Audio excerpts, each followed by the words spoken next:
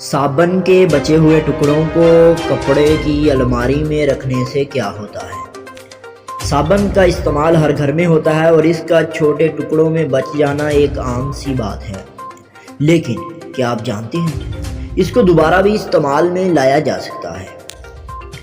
اگر نہیں تو ہم آج آپ کو بتائیں گے کہ ان بچے ہوئے ٹکڑوں کو کیسے استعمال میں لایا جا سکتا ہے۔ پہلے نمبر پر آپ کو بتانے جا رہے ہیں کہ ہینڈ واش بنانے کا طریقہ۔ گھر میں ہینڈ واش کا استعمال ایک عام سی بات ہے، لیکن اس مہنگائی میں ہینڈ واش خریدنا ہر ایک کے بس میں نہیں ہوتا، تو ایسے میں آپ اپنے گھروں میں بچے ہوئے ان صابن کے ٹکڑوں سے ہینڈ واش تیار کر سکتے ہیں۔ جی ہاں دوستو، آپ لوگوں نے کرنا یہ ہے، اس کو بنانے کا انتہائی آسان طریقہ ہے۔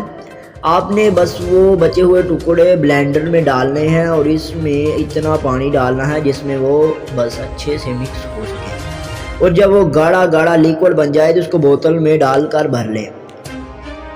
اب آپ کو بتاتے ہیں کپڑوں میں اگر آپ خوشبو لگانا چاہتے ہیں، خوشبو اگر آپ کے کپڑوں سے بدبو آتی ہے، یا پھر آپ لوگ جو ہے کپڑوں میں اگر آپ کے کپڑوں میں خوشبو لانا چاہتے ہیں تو اس کے لیے کیا کر سکتے ہیں؟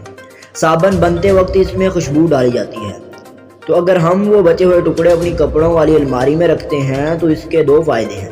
پہلا یہ کہ کپڑوں میں خوشبو آتی ہے، اور دوسرا یہ کہ الماری میں اگر کوئی کپڑا کیڑا تو وہ بھی مر جاتا ہے۔ کیڑے وغیرہ اگر ہمارے کپڑوں میں ہوتے ہیں تو وہ بھی مر جاتے ہیں۔ تیسرے نمبر پر ہم آپ کو استعمال بتانے جا رہے ہیں، سلائی کے دوران استعمال کریں۔ بھارت کی ایک مشہور ڈریس ڈیزائننگ کہتی ہیں کہ صابن کے بچے ہوئے ٹکڑے سلائی میں بھی کام آتے ہیں۔ صابن کے بچے ہوئے ٹکڑے کپڑوں پر چاک کی جگہ استعمال کیے جا سکتے ہیں، اور ان پر سوئیاں لگا دی جائیں تو وہ بھی محفوظ رہتی ہیں۔